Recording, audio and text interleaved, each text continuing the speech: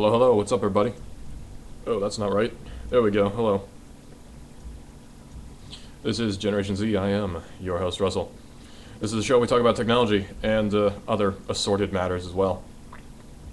At my choosing, of course. You may have heard about a thing. It's a thingy thing, it's a good thing. It's Google Fiber. Yeah, Google Fiber, right? It's currently in 2 cities, Provo in Utah, apparently people live there, and Kansas City in, well, Kansas. And it's kind of a big deal. And here's why. You get speeds with Google Fiber that it's unprecedented. I don't know how they do it, actually. That's how fast it is. And I'm not here, promoting them. I'm not being paid by them, obviously, but it's crazy, the speeds they get. This is a purely objective view. A purely objective view where I use words like awesome and crazy. And what happens with Google Fiber is it's fiber optic, right? Which means it's actually using light to transmit the signal. Whereas before, way back in the day to get internet, we used audio actually with dial-up. That was all tones, DTMF, glorified dual tone multi-frequency essentially. And then we moved on to DSL, which was still tones over the phone line. And then we moved to cable, which is pure bits being put out from one server to your home router. Simple stuff, right? Well, Google Fiber actually uses light, and it makes the transmission that much faster. Essentially, the transfer speed from here to here is at the speed of light, but not quite, and there's various different reasons for that, but it's pretty dang fast. And it's basically as fast as the servers can push it out, is how fast Google Fiber can be. And currently, it's 1 gigabit per second. Now, your average DSL speed is 5 megabits per second, and there's 1,024 megabits in a gigabit. So that's pretty dang fast. At my house, I get 30 megabits per second. Not bad. I can watch Netflix, I'm happy, but not as fast as a gigabit. Now, is it? No, because 1,024 megabits is significantly faster than 30 megabits per second. And that's what Google Fiber is pushing out. Now, don't forget, too, EPB has gigabit, and it's a real thing. It's being offered to different businesses. EPB, they're not bad, right? We use EPB, we're happy with it. But Google Fiber is a little bit different because it's privately owned. EPB has a little bit of government subsidy going on. And Google Fiber is owned by, well, Google. Same guys who have the Android operating system and all that fun stuff. So what's the deal with Google Fiber? Well, what's currently going on with them is this. They're choosing 9 metro areas for possible expansion. According to Ars Technica, who has the story, Google Fiber is ready to expand, as Google has identified 9 metro areas scattered around the country as possible sites of deployment, the company says. And this has local ramifications too, because we're all about the local stuff here, right? Nuganomics, of course, where David Toulis talks about local economy from his, of course, free market perspective. And we're all free market guys here, of course. We kind of have to be, honestly. It's a matter of principle. We have to be free market guys here. And free enterprise and all that good stuff is what we're all about here. Well, Google Fiber is pretty much the embodiment of that, essentially. And the local ramifications come here. They're going to possibly move to Nashville, okay, that's the capital of Tennessee, and Atlanta. Those are 2 local areas where they might possibly go. Raleigh, North Carolina is another one. Raleigh, North Carolina is another one that they might possibly go to. Now, Google Fiber is ready to expand. We have invited, they say, 34 cities in 9 metro areas across the U.S. to work with us to explore what it would take to build a new fiber optic network in their community, Google said in an announcement today. Many of these cities asked for Google Fiber in 2010 and have since continued to try to bring better internet access to their residents. So at least they're trying. But again, keep in mind, it's not really the responsibility of the city of Atlanta to bring better internet service to their customers. That's kind of the responsibility of the companies that reside there. But never minding that, Google is hitting the road to meet with these cities and conducting detailed studies of factors that affect construction plans in each place, like topography, that would be hills, flood zones, housing density, and the condition of local infrastructure. And I can guarantee you Atlanta has pretty good infrastructure. After all, that's where CNN is headquartered, that's where TCM, Turner Classic Movies, is headquartered, Boomerang, Cartoon Network, all that stuff is down there in Atlanta. There's no guarantee for any of these cities, obviously.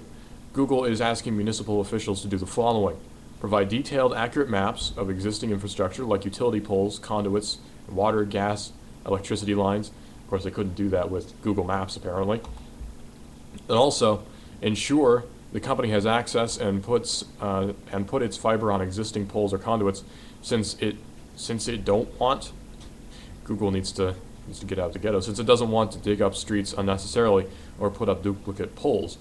Yeah, they want to use existing infrastructure, and there's no reason for them to not let them, basically.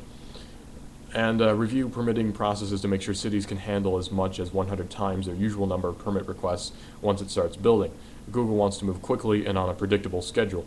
So Google doesn't want to make any bones about it, is what they're saying. When Google starts building, they want to keep building. They don't want to be stalled by bureaucracy and red tape. They just want to get it done. And that's how you build a business. You just get stuff done. Simple as that, right? Google said it genuinely would like to build in all of these cities, but that the complexities of deploying networks may not allow it. And of course, there's money to consider too. During this process, we will work with each city to map out in detail what it would look like to build a new fiber optic network there, Google said. The most important part of this teamwork will be identifying what obstacles might pop up during network construction, and then working together to find the smoothest path around these obstacles. Some might be easy, some might take some creative thinking or a few months to iron out. And in some cases, there might be such local complexities that we decide it's not the right time to build Google Fiber there. And Nashville, of course, has the music industry to consider too. That's their big export, I guess you'd say, is music. Nashville's all about music, and Atlanta's all about TV in one way or another. They have different TV stations that are housed there. So they both could benefit from having Google Fiber at gigabit speeds. And Atlanta, I do not believe, I did some digging, I couldn't really find any info actually. I do not believe Atlanta has any sort of gigabit internet access, which is surprising for a city of that size. Very surprising. Of course, meanwhile, over in France and Britain, they're working on terabit networks, but that's a story for another day. Google Fiber went live in Kansas City in late 2012. Of course, it's 2 years later now, and they're still building, and recently began serving customers in Provo, Utah. The company has begun construction in Austin, Texas, with a plan to hook up the first customers later this year. So that's good news for the folks in Austin who want their gigabit. And it also offers TV, by the way. And another thing that I thought was kind of weird is that it's actually got free internet. I looked into this, I couldn't figure out much about that, but it looks like it's 5 megabits per second. It's DSL speed, but it's free. You don't gotta pay for it. That's kind of cool. Google said it will provide updates on which other cities will get Google Fiber before the year is over. The 34 cities being considered are Phoenix, Scottsdale, and Tampa in Arizona, San Jose, Santa Clara, Sunnyvale, Mountain View, and Palo Alto in California, Atlanta, Avondale Estates, Brookhaven, College Park, Decatur, East Point, Hapeville, Sandy Springs, and Smyrna in Georgia, Nashville, Davidson in Tennessee, Charlotte, Carrboro, Cary, Chapel Hill, Durham, Garner, Morrisville, and Raleigh in North Carolina. Portland, Beaverton, Hillsborough, and lots of other places, basically. You get the idea, right? Lots of other cities are potentially going to get Google Fiber, so they're expanding as an ISP, Internet Service Provider. Monthly prices are the same in Provo, but all three types of plans require a one-time construction of just $30, because in Provo, Google was able to buy and upgrade an existing network. So they're basically the embodiment of free enterprise, aren't they? They're building networks up on existing infrastructure, they're buying up other companies to make a better experience for the consumer. And that's what it all comes down to, isn't it? Is a better experience for us, the consumers. And I'm not a huge fan of being, how do I put this politely, of being messed up by my ISP, right? When they bug me about how I downloaded 5,000 movies yesterday. Leave me alone, right? Well, Google Fiber will probably do that too, because the DMCA, Digital Millennium Copyright Act, people make complaints with that, which is ridiculous, honestly, but that's something you just got to deal with. But what it comes down to is a better experience for us, and we pay in my house like $120 something for internet, TV, and phone. It's not a bad price, right? But it's only 30 megabits per second for our internet. Well, I found out that Google Fiber is $125 and you get gigabit internet. I was like, whoa, what in the world? And I'm not a salesman for Google, I'm not even paid by Google. But I was very much shocked to find that out. And I think this is going to be an incentive for other ISPs to lower their prices quite a bit, or to get on the gigabit bandwagon as well. Don't forget that. And that's where it becomes better for all of us. One company starts doing something that people are interested in, the other companies have to compete. Otherwise, they'll just be, dead in the water. Google Fiber will take over the world. So other companies like Charter, Comcast, Time Warner, Bright House Networks, PCS, whatever, what have you, Metro PCS, they'll have to upgrade their service to gigabit in order to compete. That's just the name of the game. That's economy. That's how it works. And it's a very interesting system of economy that we have here. It works so well when it's not interfered with. And then it gets interfered with and it completely breaks the whole idea. But you get the idea, right? Is that when there's a company that does something revolutionary, other companies want to compete so they can bring that service to the customers, not necessarily because they care so much about the consumers, but because they want to get more money. And more money means pleasing the consumers, so hey, we're all happy, right? There's another story here that's a little bit different. Knocked offline by directed denial of service attacks. A game site promises $13,000 for the perpetrator's conviction, according to Ars Technica. And they're not joking around with this, they're really serious. But before we get into that, what's going on with the weather? It's 64.5 degrees, 0.6 degrees Fahrenheit. We've gone up a tenth of a degree. 64.6 degrees Fahrenheit. And it's going to be overcast today. In case you couldn't look up and tell, it's going to be overcast. I couldn't tell, so I'm glad they told me. I've been hearing about severe weather coming into the area. They've been talking about that quite a bit. They're very serious about this severe weather that's coming. They're all tense about this severe weather. And remember last time they said severe weather was coming? Yeah, I came the day after. So keep your guard up, I guess we'll say, for this severe weather. The high today is 72, low is 43. It's presently in 60s, 64. So we may or may not see that high of 72. I hope we do. Chance of thunderstorms, of course, that overcast is lowering our chances of ever seeing 72. But, that's just how it goes. 20% chance of precipitation and a chance of thunderstorms for today, which is Thursday. Tomorrow, Friday, chance of rain, 20% chance of precipitation. And the high tomorrow is 58 degrees, and the low is 31. I thought this was the South, where it's all nice and temperate. But no, these last few weeks we've been having bizarre changes in temperature and weather. It's very uncharacteristic for the South. Of course, back in, 93? Yeah, 93 you had that blizzard. I wasn't there. You had that blizzard. That was a bit of a problem. But, that was a freak thing. Now it's like, oh, yeah, it's snowing again. What do you know? Living in Georgia, snowing. It's kind of bizarre. And it's not something that we're used to at all, as illustrated by our lack of infrastructure to take care of it. The traffic also. There's a major problem with the traffic, and it's on I-24. At least there was. It's apparently been cleared up, but on I-24, there was that major wreck that was causing a lot of problems, and someone flipped over the lanes, and it was a big, big problem, and truck drivers were apparently stuck there for hours. That's no fun, right? Who wants to be stuck in a car for hours? Well, it happened to me on my way home during that blizzard. I was stuck in a car for hours, but, that's the name of the game. That's how it is, man. Some things just can't be prevented. Back to that story, though. Knocked offline by directed denial of service attack. A game site promises $13,000 for a perpetrator's conviction. That's a lot of money, just to throw out there. The operator of a role-playing game site that was knocked offline by denial of service attacks has pledged a reward of more than $13,000 for information leading to the conviction of the people responsible. Now, a denial of service attack is where a server sends a bunch of requests to the host server and that they know cannot be fulfilled, and the server overloads and crashes, essentially. It's a pain in the neck, but it's actually easy to do, and that's kind of the problem. But there's protections you could take against it. The 10,000 euro bounty, equivalent to a little more than $13,000 at current exchange rates, was promised Tuesday by massively multiplayer online game provider Worm, W-U-R-M, Worm.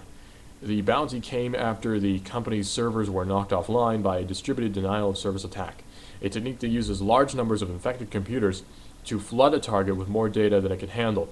Worm remained offline Wednesday as it switched to a new web hosting provider. Engineers had already planned to make the switch, but accelerated the time frame once its old host pulled the plug. So what happens is it sends so many requests that it just can't be handled, and it smacked my headphones. It just can't be handled, and it freaks out.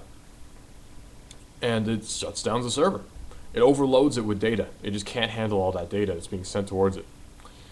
Shortly after today's update, we were the target of a directed denial of service attack, and our hosting provider had to pull us off the grid for now, Worm representative wrote in Tuesday's post. We'll be back as soon as possible, but things are out of our hands since other customers are affected. So it's not just Worm, it's other people too. As we wrote in a previous post, it's the Worm talking there, we are planning on changing hosting anyways, which should improve things for the future. We can offer €10,000 for any tips or evidence leading to a conviction of the person responsible for this attack. So they're serious about this. They really want the guy down. The bounty comes as the data volumes of some DDoS attacks mushroom to levels that were unimaginable 5 years ago. Cloudflare, a network service that helps sites withstand such attacks, recently defended one customer against an assault of just under 400 gigabits per second. It was among the biggest DDoS attacks on record, and large enough that it caused network congestion in parts of Europe. That's how big that was. 400 gigabits per second. Think about that. That is a massive amount of data being fired at a server. That is so much data I can't even wrap my head around how much data that is. Of course, people listening to the archived episodes in 100 years, people still care in 100 years, they're going to say 400 gigabits per second. Ho ho, we have 400 petabytes per second. They're laughing. Forget them, man. Some of the recent attacks have gained power by exploiting weaknesses in older versions of the Network Time Protocol, or NTP, that servers use to sync their clocks with the rest of the internet. They actually synchronize their watches on the internet, believe it or not. The attacks work by sending NTP requests that are manipulated to appear as if they originated with the DDoS target. The NTP servers respond with output that can be tens of or hundreds of times larger than the original request, a dynamic that vastly amplifies the effect on the target.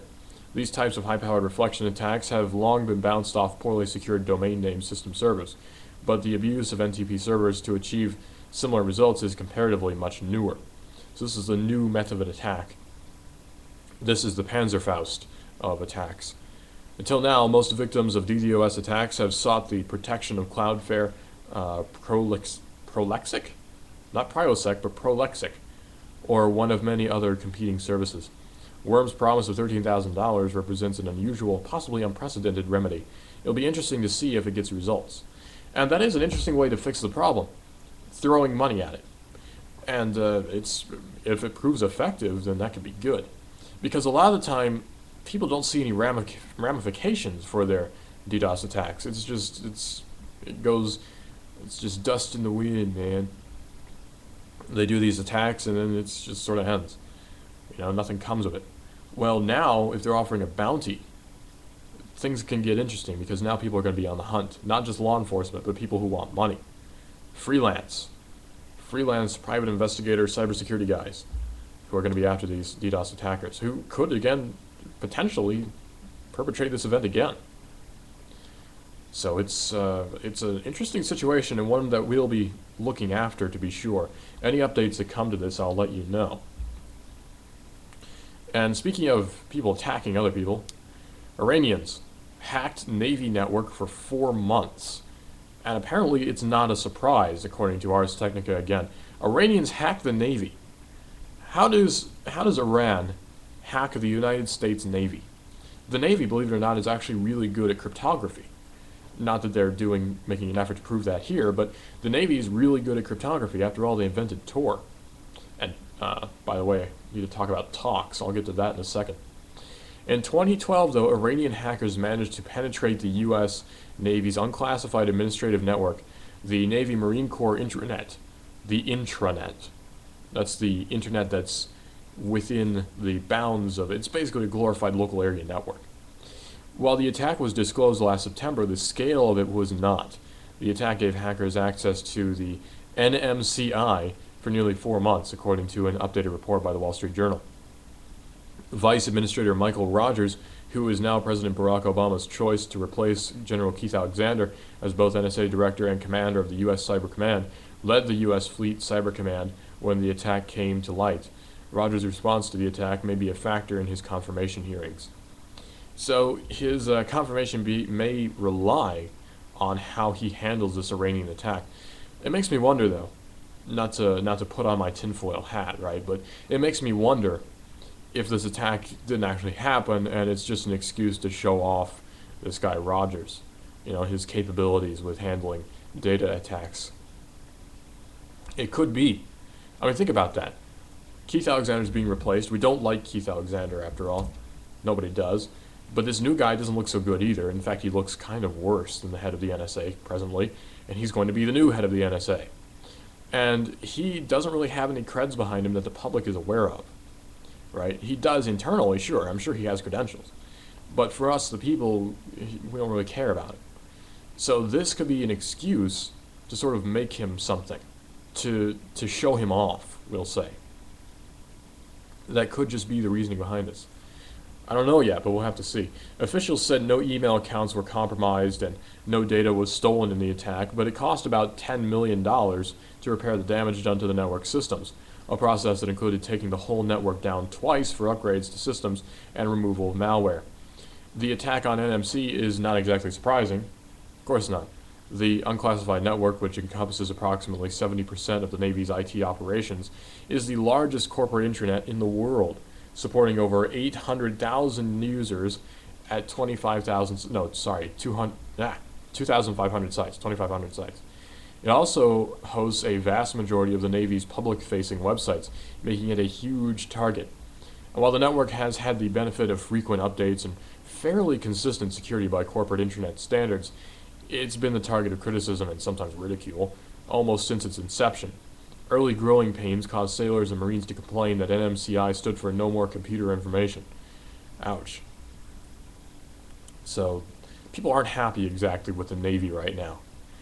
And we're going to get more into this in a second, but right now I want to talk about TOX, just very briefly. TOX doesn't stand for anything, but it's like toxicity, right?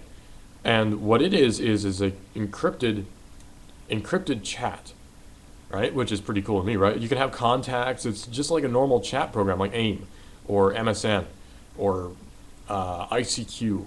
It's like that, or IRC if you want to go way back. And you can add people, but it's encrypted. And that's the cool part. TOX. Do a search for it, and I've put my credentials for TOX in the video description for Ustream, and I also tweeted it. It's Generation Z1240 on Twitter, at Generation Z1240 on Twitter. You can pick that up and add me to your talk so we can chat or whatever. Also, though, you can email the show, generationz1240@gmail.com. That's always an option you can take there. But also, you can tweet at the show, at GenerationZ1240, which is always an option as well. And it's a lot of fun. Join the party, right? Well, we'll be right back in just a second. We're going to talk more about the Navy. We're going to talk about quite a few other things, so hang on for all that. And we're here on WSDT 1240, Copperhead. See ya. Hold on.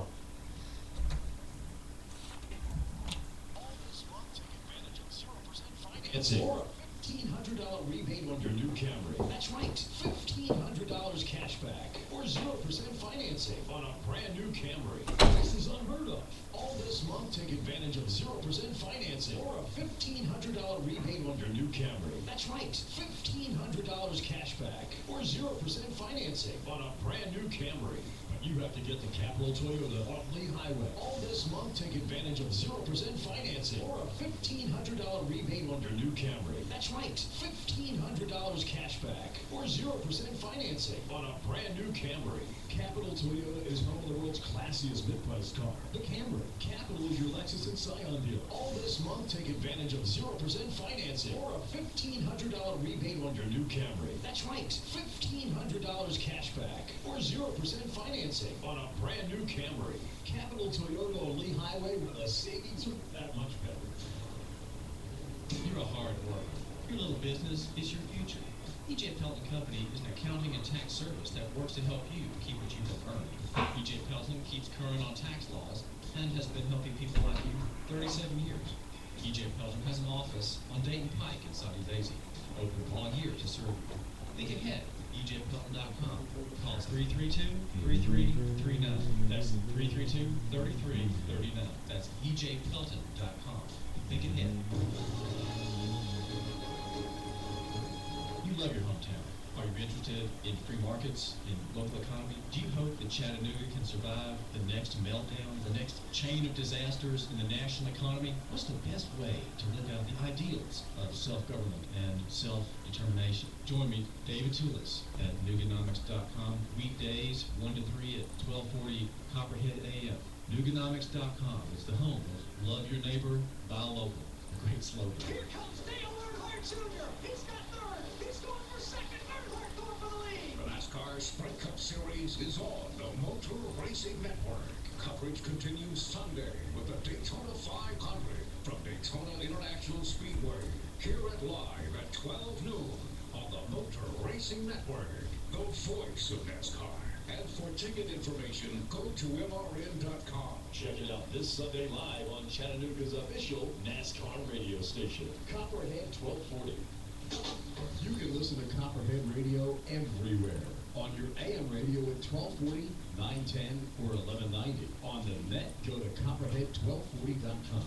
Take Copperhead Radio to listen on the go. On your smartphone, download TuneIn. Then search for Copperhead 1240. Watch the Copperhead live at Ustream.tv. And of course, you can always follow us on Twitter at Copperhead Radio. And like us at Facebook.com/Copperhead1240. So there you go. Whether you're listening on the radio, watching us on television, taking us along with your smartphone, or just socializing on Facebook, make Copperhead Radio a part of your daily routine.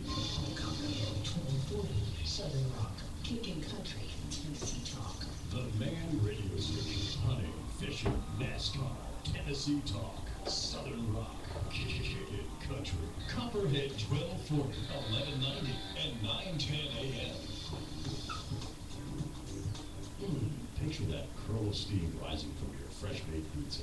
And in a flash, let it take you aloft, teasing all your senses. I'm talking about Jets Pizza. If you eat out of Jets and Hickson, or take home your steaming deep dish square pizza, you'll love Jets. They use only the best ingredients in a family recipe. Also try the cheesy bread, wings, chicken, or bread with bacon, antipasta or Greek salad. Jets Pizza and Buy Low nearly S-Curves. Open till 10 p.m. Sunday through Thursday and 11 p.m. Friday and Saturday. You can order online or have it delivered. JetsPizza.com. That's JetsPizza.com. Or call them now. They'll have it ready when you get there. 757-1616. That's 757-1616. Hot and delightful above the clouds. Jets Pizza. Now that's Italian. Get the latest news and information now. On your Twitter account, search Hot News Radio. That's Hot News Radio. For the latest news and information, go to Hot News Radio. That's Twitter.com. Then search Hot News Radio. Hot News Radio is a service of Copperhead 1240.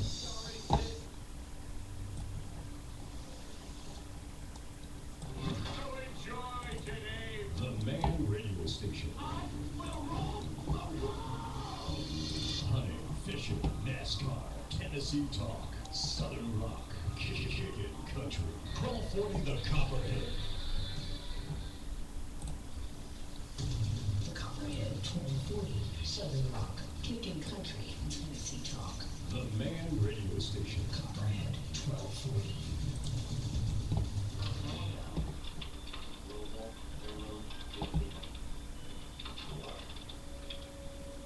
Wouldn't you prefer to listen to Generation Z? Later. Let's play. Global thermonuclear war. Fine. Alright. Alright, what's up? We're back here. We're back on Generation Z. What's going on? So, some interesting things to talk about in the news today. And one of the interesting, different, strange things is the Iranian hacking of the Navy, which you wouldn't expect to see the Iranians doing much of anything to the Navy, really, but apparently they have been. They've hacked into Navy infrastructure and they've apparently caused $10 million worth of damage. That's a lot of money, in case you didn't know. $10 million is. And yeah, launched in 2000, the NMCI, which is No More Computer Information, is what their pet name is for it. The network is a managed service, originally deployed as the result of a 10-year contract to EDS, which is now Hewlett-Packard Enterprise Services. Part of the justification for NMCI's managed service approach was security. The managed service contract was supposed to make it easier to support and maintain the network, and enforce a common level of anti-malware measures, network security, and user training. Before NMCI, nearly every Navy shore command had its own network, often operated by sailors and Marines with an inconsistent amount of training. So, think about it, I could be one of the guys who's running those servers. That's kind of scary to think about. But security remained a headache for NMCI, largely because of the number of legacy applications that EDS had to deal with, which often use custom TCP/IP ports and protocols. While the Navy claimed in 2006 that it had never suffered a root-level intrusion and has thwarted attacks that penetrated other DoD systems on several occasions, the lack of visibility into what was happening on the network gave the Navy very little to work with in terms of understanding what kinds of attacks might have been possible. All the network operations data belong to the EDS. The security measures that have been taken to secure NMCI have also made it a lot less of an intranet and more of a collection of smaller standardized networks.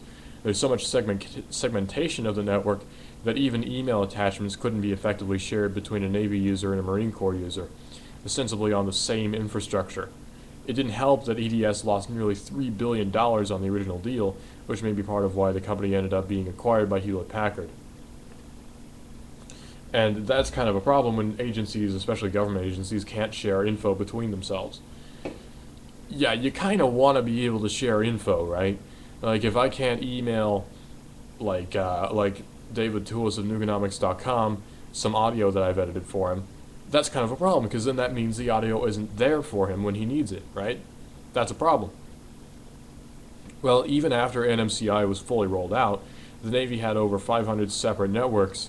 In 2009, the contract was nearing its end, and with concern about cyber threats against military networks on the rise, the Navy was still planning the acquisition of a follow-on network that would give it greater control over its operation and defense and help it to roll in even more networks. At the same time, it continued to move more of its administrative users over to NMCI in the hopes of improving security and greasing the skids for consolidation with a new intranet called Next Generation Enterprise Network, or NGEN, which I'm pretty sure was a game system made by Nokia in the 90s, but whatever. And really, what it comes down to is they didn't have the infrastructure to handle this. And what's scary to me is that they're the most secure government agency, supposedly, from hacking and all that sort of thing, and they still got hacked by the Iranians. The Iranians! Not the Russians, not the Chinese, the Iranians. It's kind of a big deal, right? And maybe it's divine retribution for all the times we've hacked the Germans and the Brazilians and the French. Maybe that's what it is, I don't know. But as the original NMCI contract expired, the Navy found itself in a bind. Since Hewlett-Packard owned all of the data about the network's operation, simply shifting to a self-run network wasn't going to happen by waving a magic wand, and the planning process had been hampered by a lack of information the Navy had to buy from HP. So the Navy pulled together a sole source contract for HP to continue to support NMCI past 2010 while it figured out what to do next. Now, 4 years later, the Navy is finally in the middle of the first phase of getting off NMCI and moving to NGEN. The winner of that contract, which could end up totaling over $3.4 billion, was HP. The side contract to maintain the existing NMC, which is expected to be at least another year, could bring in as much as $6.1 billion before it's done. And it doesn't include the millions the Navy will spend to buttress network security overall through its Fleet Cyber Command, which is what Rogers was the head of. Not Rogers the ISP, but Rogers the thing, the guy, the person, the individual. And it's kind of weird to me that we allow ourselves, or at least the government allows itself, to be so vulnerable. I mean, we're supposed to be like, you know, the cool kids who have the newest toys, right, in the world theater. And really, we don't. maybe we do have the coolest toys, but we still have old toys, right? It doesn't make any sense. We have our network security that's supposed to be the best in the world. We're supposed to be the best in the world at basically everything, including the Olympics, which we are.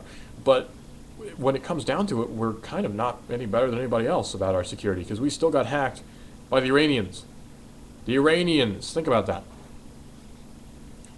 Well, of course, we hacked the Iranians too that time with our weird malware virus Trojan thing, which was called Stuxnet.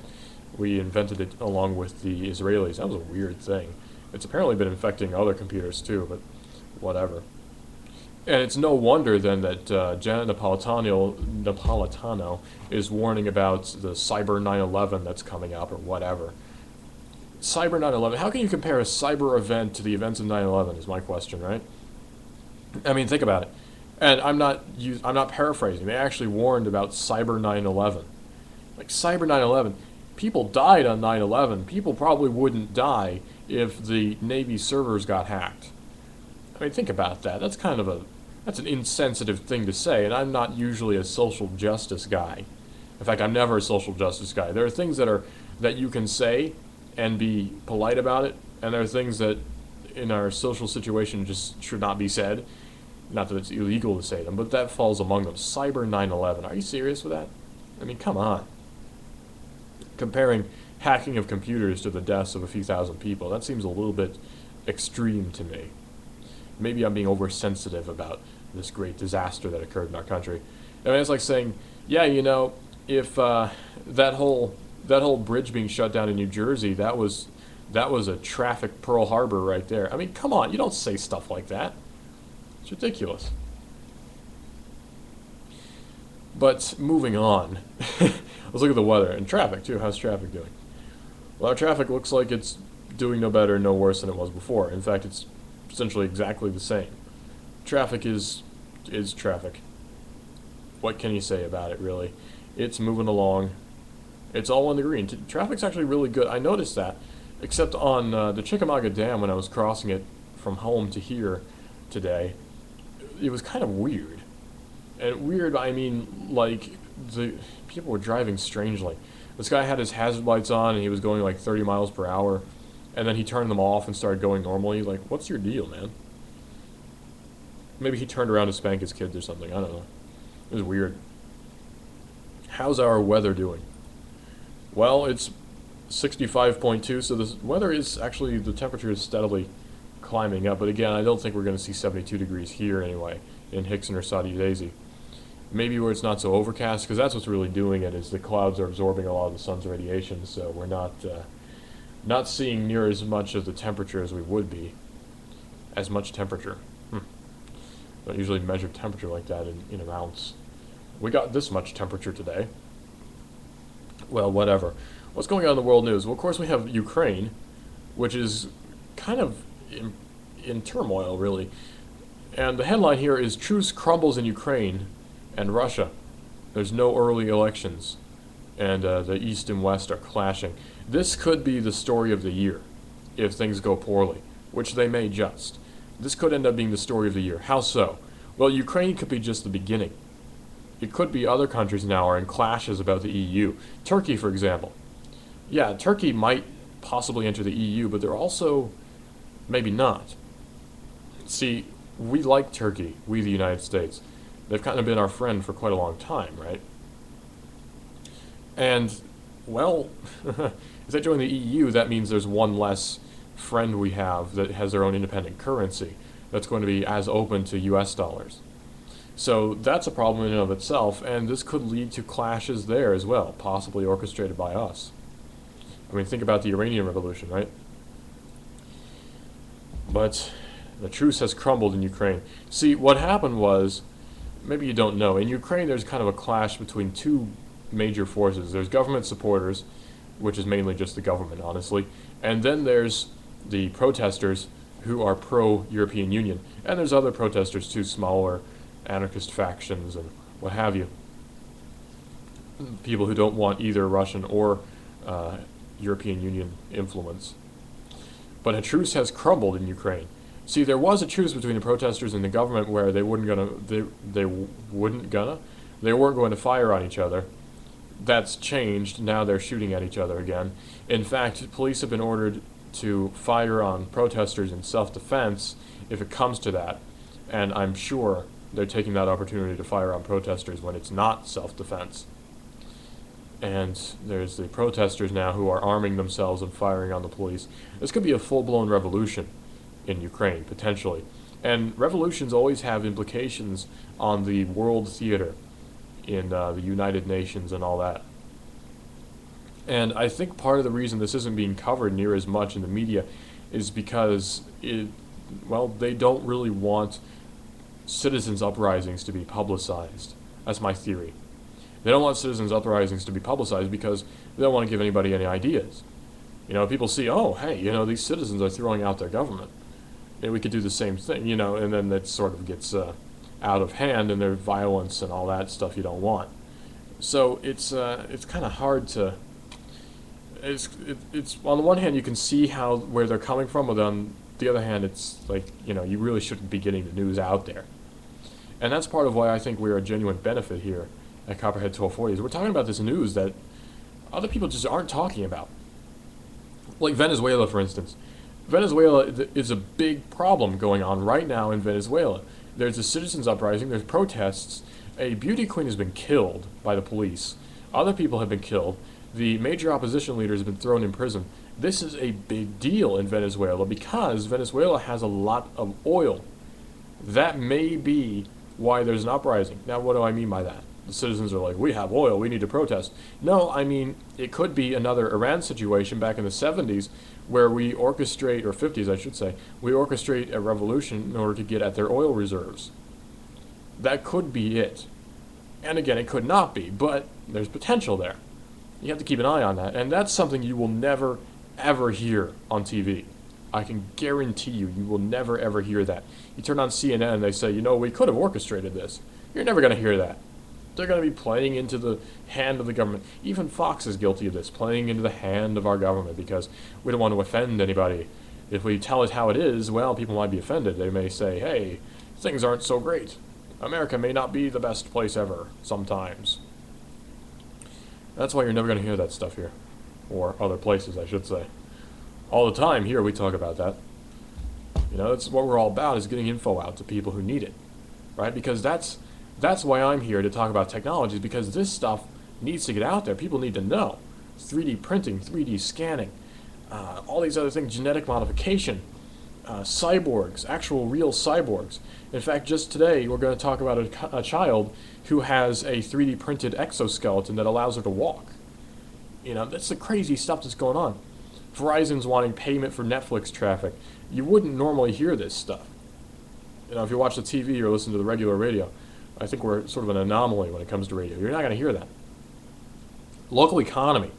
Who talks about local economy? Well, David Toulis does. He talks about local economy from his free market perspective every day from 1 to 3. Every day, every weekday from 1 to 3 he talks about that. It's always interesting stuff, too. Check him out. Nuganomics.com is his website. We've got NASCAR. We got all of that good stuff here on 1240 WSDT in Saudi Daisy. Now, Verizon is seeking payment for carrying Netflix traffic, Wall Street Journal reports, according to Ars Technica, which is exactly what they said they wouldn't do. Long-running disputes between Verizon, Netflix, and internet bandwidth providers are flaring up, causing recent slowdowns in Netflix speed. If you're on Verizon, which we aren't, haha. According to a Wall Street Journal report tonight, the online video service has been at odds with Verizon Communications Incorporated and other broadband providers for months over how much Netflix streaming content they will carry without being paid additional fees. Now the long simmering conflict has heated up and is slowing Netflix. In particular, on Verizon's fiber optic Fios service, where Netflix says its average prime speeds dropped by 14% last month. That's a big percentage margin. One possible interpretation of the above statement is that Verizon has been demanding direct payments from Netflix in exchange for carrying any video traffic beyond some numerical limit. That's probably not precisely what's happening, however, because the report says this particular dispute has been simmering for months, meaning it started before the court decision last month that overturned the Federal Communications Commission's net neutrality rules, Prior to that court decision, it would not have been legal for Verizon to refuse to carry Netflix traffic when its payment demands weren't met. Now, however, there are other ways Verizon can play hardball and affect Netflix performance. Netflix has been pushing ISPs to host its caching equipment within the data centers and to peer directly with the video provider. That is, exchange traffic without a third-party intermediary. Now, what happens was Netflix is sort of a big deal, right? And of course Verizon has reason to throttle them because they feel that Verizon is just sort of infringing on their speeds just a little bit there. But think about it. Wouldn't it be a little bit more wise for Verizon to not throttle Netflix, because that would give incentive for people to upgrade their speeds? Now, what am I talking about? Well, Netflix is a big incentive to upgrade your ISP speed, right? Because if I have 5 megabits per second and I want to upgrade to 30 to watch Netflix, well, there you go. That's a big incentive. And I'm watching my Netflix at 30 and I realize, I want Super HD. I'll upgrade to the 50 megabits per second. That's a big reason to upgrade. So really, Verizon should just be leaving Netflix alone, if you ask me. It's within their rights fully to be throttling Netflix, obviously, but I think it's a poor business practice. Netflix wants broadband companies to hook up to its new video distribution network without paying them fees for carrying its traffic, the Journal noted. But its biggest U.S. providers, Verizon, Comcast, Time Warner Cable, and AT&T Incorporated, have resisted, insisting on compensation. Could it be they're asking money for services? Services rendered? No, ISPs can't do that. ISPs are under no obligation to accept Netflix's peering and caching offers. In fact, teaming up with Netflix might improve performance for consumers, but not doing so isn't the same as refusing to carry traffic. They're not censoring Netflix. If Verizon's network and its interconnections with third-party networks are strong, Netflix quality should be reasonably good. Its biggest problem is probably the same one we've seen in previous disputes: the connections between ISPs and the internet bandwidth providers that Netflix pays to distribute its traffic to the rest of the internet. So, the connections between ISPs and internet bandwidth, yeah, it's a complicated situation. Hard to understand sometimes. But what happens is, Netflix is a big eater-upper of bandwidth, right? Bandwidth is your speed, your internet speed. They eat up that speed. They're the big tractor trailers that always go really slow. And users are trying to zip around them and it's just not working. Well, Verizon, Comcast, what have you, are saying, you got to pay us for that extra bandwidth. And if not, we're going to have to throttle you. And that's kind of what's going on here, is they're saying, you have to pay us for that extra bandwidth you're pumping out. And they're saying, no, that's ridiculous. So they're asking that they not have to pay, essentially. Now, as Ars Technica has reported before, those bandwidth providers, such as Cogent Communications, have traditionally exchanged traffic with consumer ISPs without money changing hands. But ISPs are using increases in Netflix traffic as justification to demand payment. So they're demanding that people, or rather Netflix, pays for the extra bandwidth that people are using to access Netflix. But shouldn't they be charging Facebook more too? Seems like they're targeting Netflix just a little bit there. When negotiations stall, Verizon could put pressure on Cogent by delaying equipment upgrades needed to add capacity to links that have been congested. Cogent accused Verizon of doing just that last June, and it seems it may be happening again. People familiar with Cogent's and Netflix's thinking say that cable and telephone companies are delaying upgrading existing connections, a journal reported. So they could upgrade their infrastructure, but they're not. Why? Executives at major broadband providers, meanwhile, privately blame the traffic jam on Netflix's refusal to distribute its traffic more efficiently. Neither side is budging, people familiar with the matter said, and leading to growing congestion. The report said that Verizon has a policy of requiring payments from networks that dump more data into its pipes than they carry in return. When one party is getting all the benefit and the other is carrying the loss, or rather the cost, issues will arise, said Craig Silliman, Verizon's head of public policy and government affairs. Well, that does make sense, doesn't it? And Netflix uses more bandwidth, they should pay for the more bandwidth that they're using. I don't see the problem. Netflix traffic being sent from Cogent to consumer ISPs has reportedly increased in the months since Netflix started offering its so-called Super HD streams to all customers, rather than just the customers of ISPs who have partnered with Netflix. Within the past 4 to 6 months, Netflix traffic through Cogent's connections to one major broadband provider has at least quadrupled. One person familiar with the matter said, the journal reported. Netflix declined to comment on financial disputes with Verizon. So there is a financial dispute. There's no doubting that. But what does this affect us? Well, yeah. It means that Netflix subscription costs could go up. I don't know about you, but I do subscribe to Netflix, and I would be a little bit unhappy if I found out that was happening, if I found out I had to pay more. But on the other hand, Verizon does have that right to charge Netflix more for services rendered. That's just how it is. You know, it's not like you can say, well, I'm not happy with them, thus they shouldn't be able to do that. They can do what they want. In the long run, they can do what they want. So it's a little bit silly that people are up in arms about this, but on the other hand, you can see where they're coming from. Cogent told Ars Technica that this is a continuation of the same dispute that they've written about last June. A Verizon spokesperson called this latest news a replay of the long-standing issue that you guys covered a while back. So for a more thorough look, you can check out the Ars Technica article about that. But that's what's going on. In just a second, we're going to talk about a paralyzed woman who walks again with 3D printed robotic exoskeleton, according to Slashdot. And this is my favorite application of 3D printing technology. Not to benefit me because I'm lazy and don't want to go out and buy a product, but it actually does help people. That's when it's really cool to me. And it shows you just what a benefit 3D printing is. 3D printing is my favorite technology so far, along with augmented reality. You can actually combine the two. We talked about that yesterday, actually, with the ISIS glasses that are looking to be more stylish than the Google glasses. And it's a combination of 3D printing and augmented reality. But in this case, 3D printing and robotics combined to give a woman the ability to walk yet again. And we're going to talk about that in just a second. Also the weather and what in the world is going on with world news and traffic too, coming up in just a few seconds here on Generation Z here on Copperhead 1240 WSDT in Saudi Daisy. Real quick, the temperature is 65.8 degrees. It's currently 11:52 a.m. and we'll return in just a second to talk about a paralyzed woman walking again through 3D printing. So hold on for that. Here comes Dale Earnhardt Jr. He's got third. He's going for second. Earnhardt going for the lead. The NASCAR Sprint Cup Series is on the Motor Racing Network. Coverage continues Sunday with the Daytona 500 from Daytona International Speedway.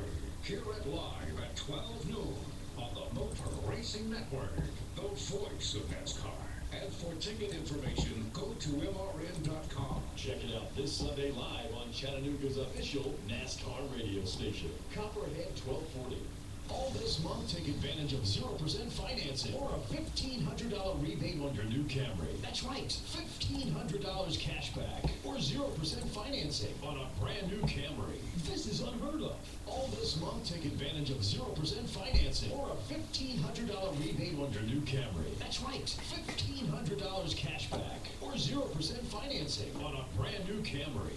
You have to get the Capital Toyota on Lee Highway. All this month, take advantage of 0% financing or a $1,500 rebate on your new Camry. That's right, $1,500 cash back or 0% financing on a brand new Camry. Capital Toyota is home of the world's classiest mid-price car. The Camry Official NASCAR radio station, Copperhead 1240. advantage of 0% financing or a $1,500 rebate on your new Camry. That's right, $1,500 cash back or 0% financing on a brand new Camry. Capital Toyota on Lee Highway with a savings that much better.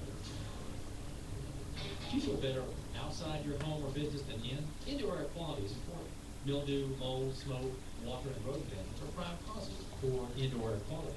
Ducts Indoor Air Professionals, that are known as duct busters, cleans HVAC systems using 127 definable duct buster steps. Let Mark Thompson address the indoor air quality at your business to help reduce employee illnesses. Prevent fires by cleaning your dryer vents. Mark and his parents, Dick and Joan Thompson, have been building our local economy and helping local people with HVAC systems 16 years. ducts, indoor or professional. Call 876-9907. 876-9907. Ducks. Call now.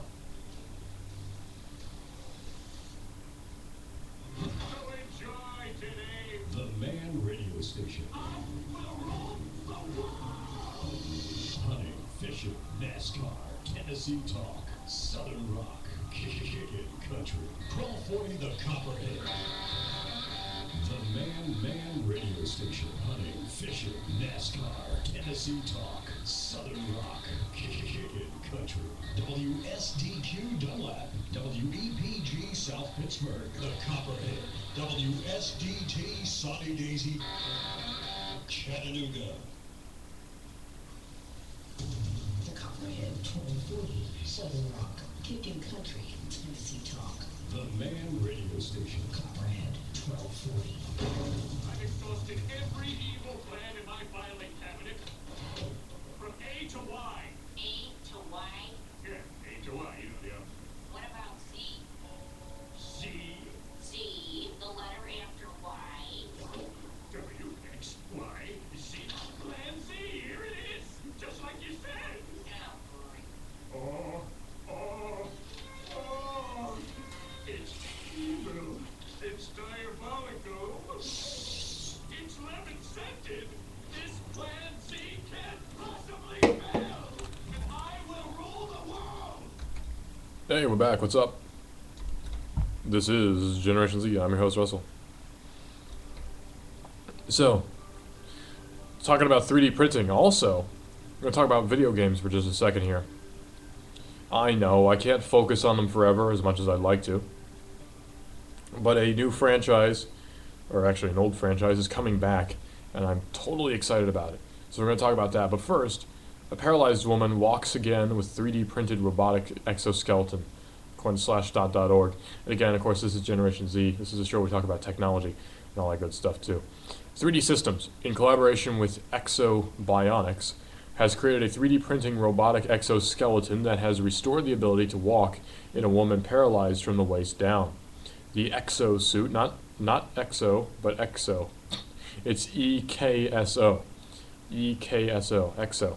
Suit was trialed and demonstrated by Amanda Boxtel, who was told by her doctor that she'd never walk again after a skiing accident in 1992.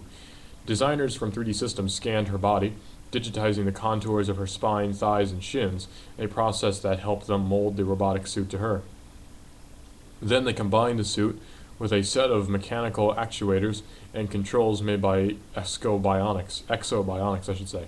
One problem that the designers faced in this case was that a paralyzed person like Boxtel often can't know that the bruising is happening because she can't feel it.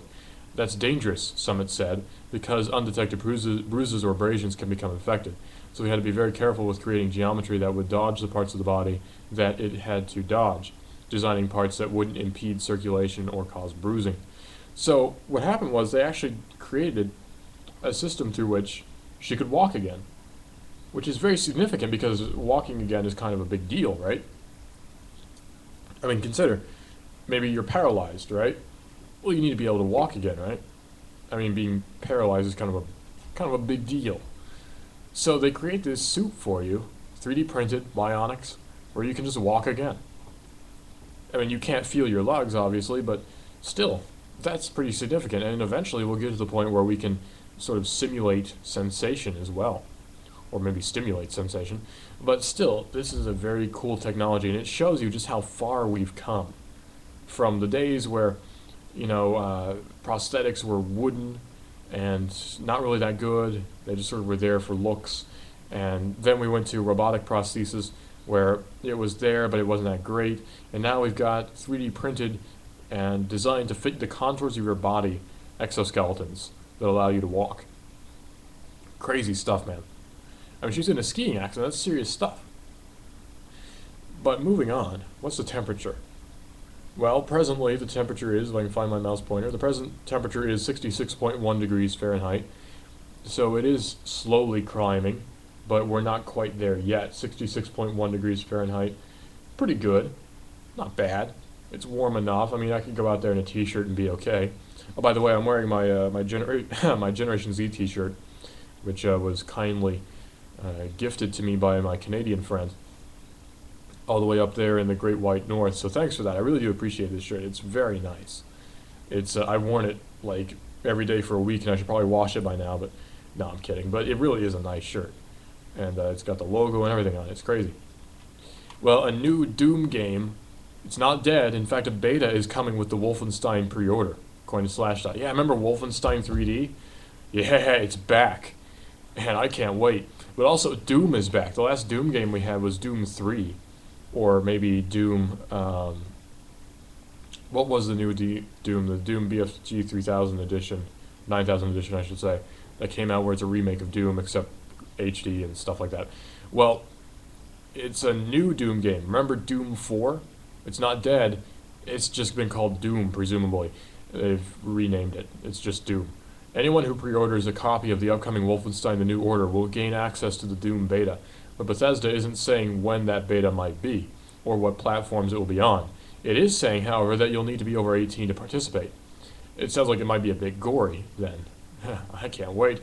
More information can be found on Bethesda's Doom beta site. Forbes adds that Wolfenstein The New Order is set for a release on May 20th. I am so excited for Wolfenstein The New Order, though. See, what happens is, the Americans lose the war in World War II, and the Nazis take over. They blow up Mount Rushmore and everything, right? Crazy stuff. And it's this resistance movement headed by B.J. Blazkowicz, and it's just amazing. It's awesome. Because it's Wolfenstein all over again. It's got the guns. It's the anti-Call of Duty, essentially. Because Call of Duty has become this game where it's like, yay, multiplayer, yay.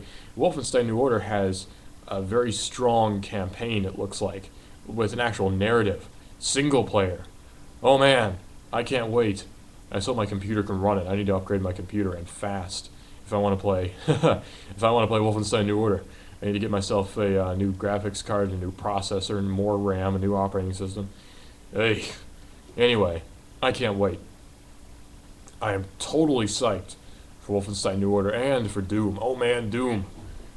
You don't even know how much I love Doom. A new Doom, if it's good, is like a new Duke Nukem 3D, if it's good. I cannot wait. Oh man.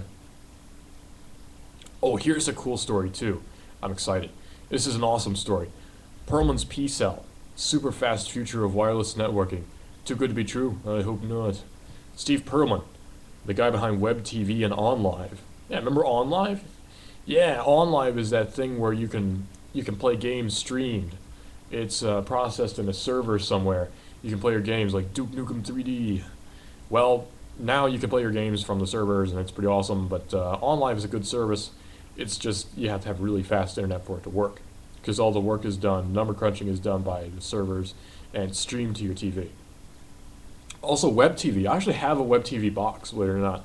It doesn't do anything.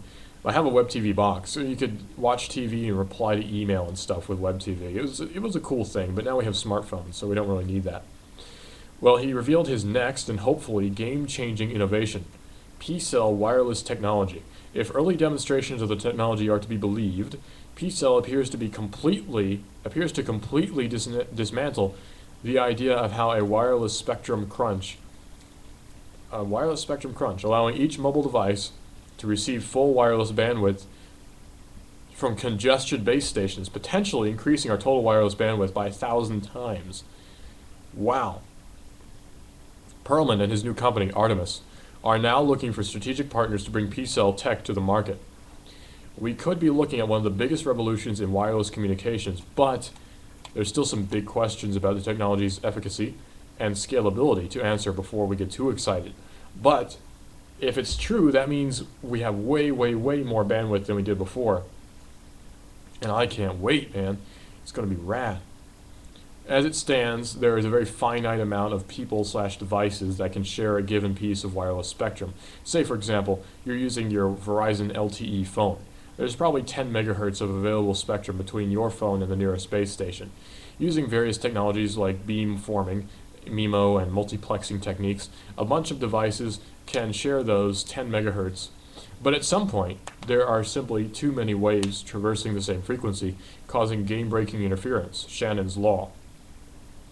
To try and ameliorate this congestion, Wireless protocols usually use a time slot system where each user waits in line to send or receive a packet of data. Where each user waits in line, as you would expect, the latency climbs and throughput craters. You're probably experienced, or rather you have probably experienced such congestion at conferences and large sports events, where your network speed is so slow. You just want to strangle somebody because that text you sent 5 minutes ago still isn't out there. Super Bowl people were complaining about that.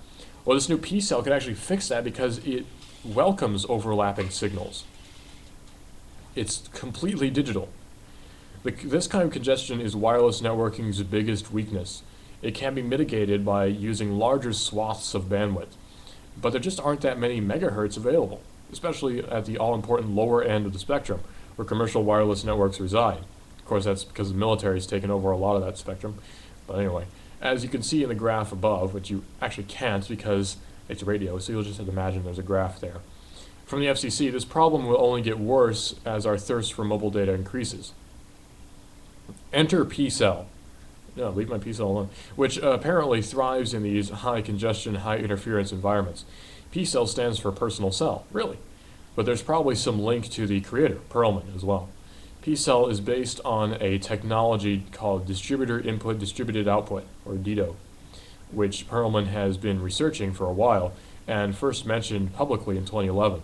The implementation is fairly complex, but we'll try to simplify it here for you because we're simple people here. I'm a simple guy here at Generation Z. I don't really... I like details, I like technicality, but I realize that there's only so much technicality that can be bared, right? Like, you're sitting there talking to me about how, I got megahertz spectrum, words you've never heard. And it's like, okay, but what does that mean? Well, I'm going to tell you what it means. In a standard simplified network, wireless network, you have the endpoint, which is your laptop or smartphone or tablet, what have you, your Roku box maybe, your some kind of wireless access point like a router, right, server, a repeater maybe, that you're trying to access, and you're trying to access a remote server from that wireless access point, right, like Spotify, Netflix, what have you. When you visit a website, a packet goes from your laptop to the router to the website. So it's actually kind of a chain of events. You send a packet of data, that's what they're called, packets. You send one packet, it goes to a router, the router goes to the server receives that packet and responds with its own packet that it sends to your router, to your home. There you go. Well, then the data from the website goes back to the router and then to your laptop. And in a DIDO network, there's an additional server that sits on the cloud in a data center in front of the web server, a special DIDO router called a P-Wave, and each device has to have a special DIDO receiver. The DIDO server takes the data from the website and generates a special radio signal that is custom made for your laptop's DIDO receiver. The signal then arrives at the P-Wave, which transmits it as normal and is picked up by your device. So really, your infrastructure doesn't have to change at all in terms of your phone. You can keep your same phone, you just have to add an extra device. The magic occurs, however, when you have multiple wireless users receiving data from the same DIDO server. Basically, the DIDO server creates special signals that can be transmitted at the same time rather than one at a time to prevent interference. These signals, rather than interfering with each other, are actually summed together by the receiving devices. So if there are 10 devices in the same area, they would all receive 10 DIDO signals at the same time, and then add them together, and somehow end up with just the data meant for them. Perlman says the math behind this approach is immensely complex. I don't doubt it. DIDO, in theory, gives every wireless user in a given area full access to the available spectrum rather than having to share it. And I don't like sharing, so I'm cool with that. And there's actually a video where they demonstrate it. You can find it if you search for P-Wave or P-Cell. It's a P-C-E-L-L, P-Cell. And Google search that, watch the video. It's actually really cool. I would play the audio for you here, but it's way more graphic than I can demonstrate on radio, so you'll just have to take my word for it. You need to see the video.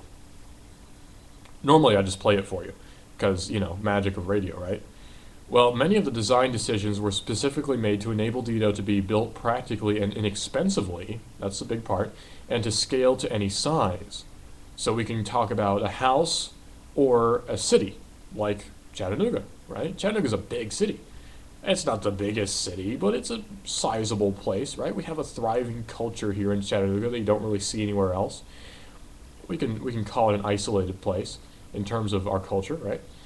Well, we have to have data somehow. And Chattanooga has that Wi-Fi thing for police, but that doesn't really help us, does it?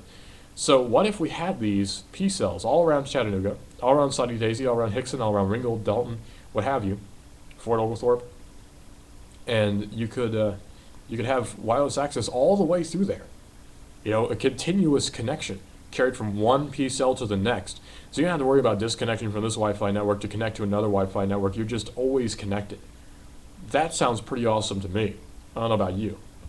In practice, it very much remains to be seen if P-cell will actually work in the wild.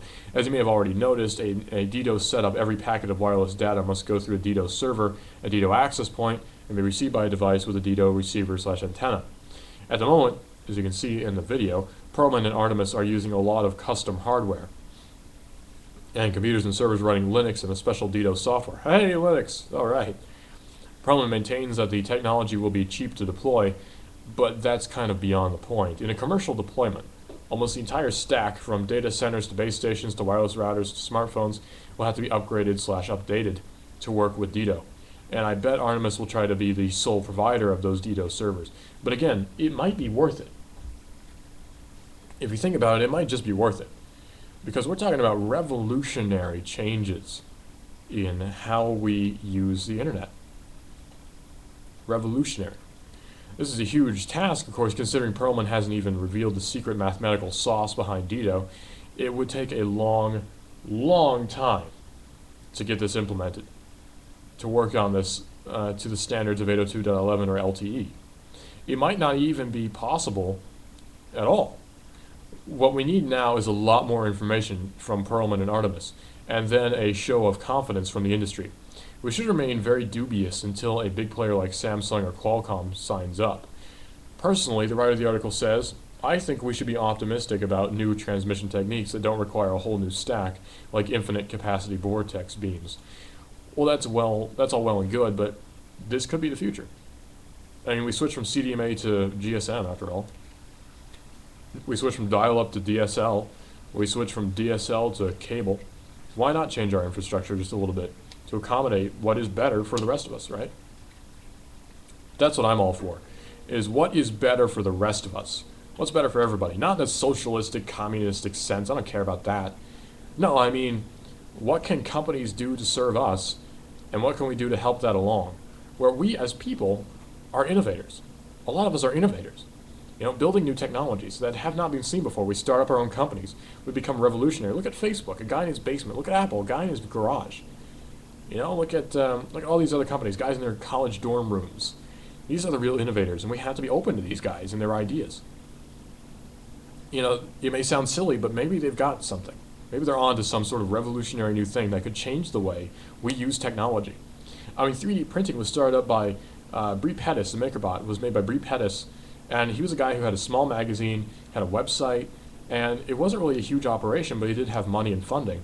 And he brought this to us, and now 3D printing is huge, and it's ever growing. 3D printing is the best technology, emerging technology that I have seen in the last 5-6 years. And I've been studying technology for the last 5-6 years independently. I don't go to school. My school is the internet, essentially, and just personal experience. But this is cool stuff, and I really hope this takes off, because I really, really want to see a future where we have infinite speeds, or really, really fast speeds, and continuous connection throughout the world. Continuous connection from here to my house without ever dropping. That's what I want to see. And I can't wait. But somebody who's not getting with the times is Microsoft, of all companies. Or at least the Xbox wing of Microsoft. The Xbox One patch has fixed the 720p to 1080p upscaling issues. Sort of. Now, hold on. Why is the Xbox One at 720p? We're supposed to be moving towards 4K, right? I mean, 4K is the big thing. It's 4 times the resolution of 1080p, 4,000 pixels, whereas 1,080 pixels is 1080p. So why are they still operating on 720p when most of us have 1080p TVs, except for me, because I'm poor? But Extreme Tech has this story here. When the Xbox One launched, eagle-eyed gamers noticed that some of its releases were impacted by very ugly post-processing effects. After months of fielding complaints, Microsoft has finally released a patch to fix these issues. Games upscaling to 1080p look markedly better now, but some of the original visual artifacts remain in the Xbox One's upscaling system. Upscaling, by the way, is never good. Don't upscale. Do the original... just stick with the original resolution, because it's going to look bad when you upscale it. At its core, the problem revolves around a number of effects that Xbox One applies to games being upscaled to 1080p. For example, Killer Instinct renders natively at 720p and uses the Xbox One's built-in upscaling system to output a 1080p signal. Unfortunately, the original upscaling implementation also imposes a sharpening filter and a boost to the contrast of the image. The processing being applied actually accentuates the jaggies and loses much of the finer detail in darker areas of the image. So way to go, guys. You know, in order to fix your image, you broke your image. It's like, we're going to make our image better by breaking it. With this latest patch, Microsoft seems to have disabled the sharpening filter, and they have a screenshot comparison. Unfortunately, Eurogamer's comparisons clearly show how the contrast issue has not been addressed in any meaningful capacity. For most native 720p games, you're still better off switching the Xbox One's output to 720p and letting your TV do the upscaling, to lose those ugly crushed blacks. Not like people, but you know. The black colors in the 720p scaled image look so bad. They're flat, they look bad. When it comes to games rendering somewhere between 720p and 1080p, there's no solution available, or at least no easy one.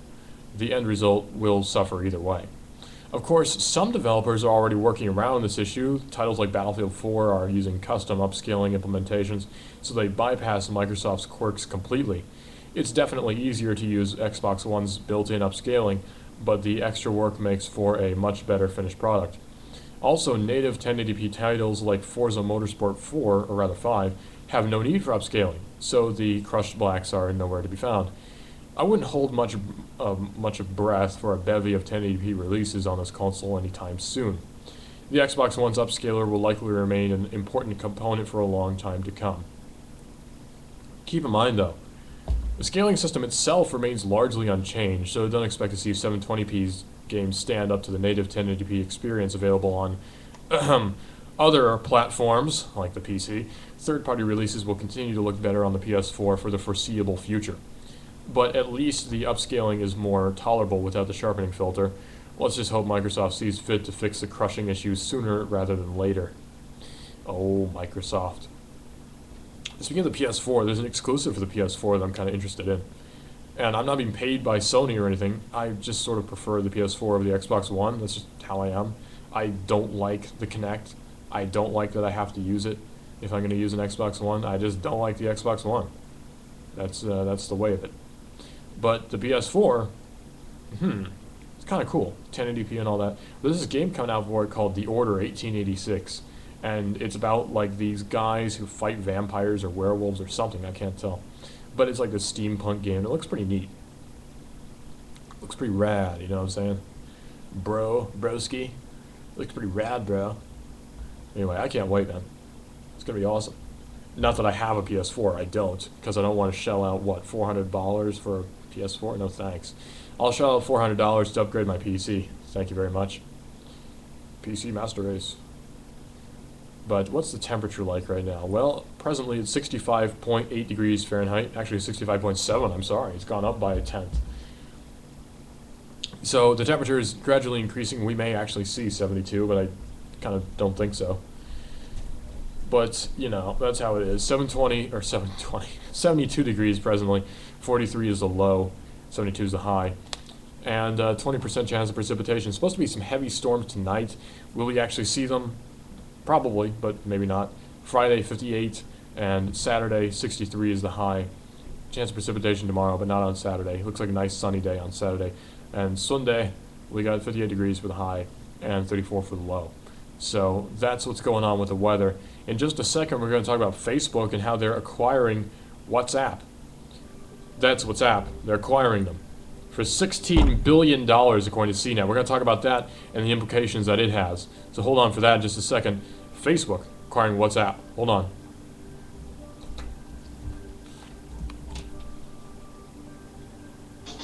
You can listen to Copperhead Radio everywhere. On your AM radio at 1240, 910, or 1190. On the net, go to copperhead1240.com. Take Copperhead Radio to listen on the go. On your smartphone, download TuneIn. Then search for Copperhead 1240. Watch the Copperhead live at Ustream.tv. And of course, you can always follow us on Twitter at Copperhead Radio. And like us at Facebook.com/Copperhead1240. So there you go. Whether you're listening on the radio, watching us on television, taking us along with your smartphone, or just socializing on Facebook, make Copperhead Radio part of your daily routine. Copperhead 1240, Southern Rock, Kicking Country, Tennessee Talk. The Man Radio Station. Hunting, fishing, NASCAR, Tennessee Talk, Southern Rock, Kid Country. Copperhead 1240, 1190, and 910 AM.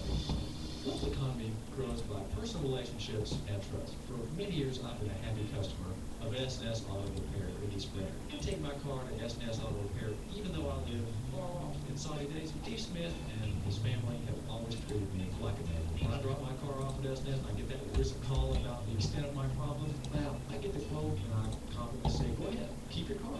Maintain your balance. That's what I do. S&S specializes in Honda, Acura, Toyota, Scion, Lexus, Nissan, and Infiniti. My name is David Tulis. I'm a happy customer of S&S Auto Repair, and you can be one too. Call S&S at 855-3436. That's 855-3436. Online, ssautorepair.net. Check out some of the greatest deals going on right now. Inside Rosie at Allen's Corner Store, next to Allen Electric. Get your energy drink now.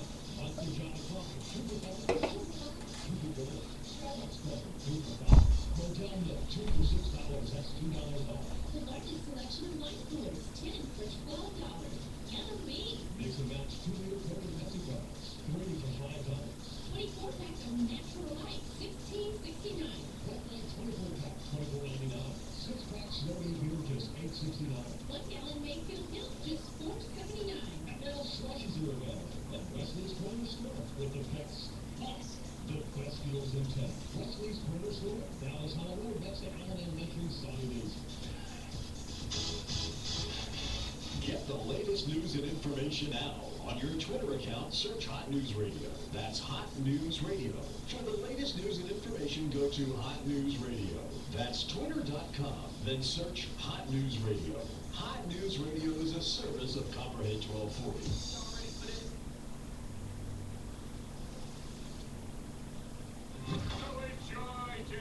The Man Radio Station.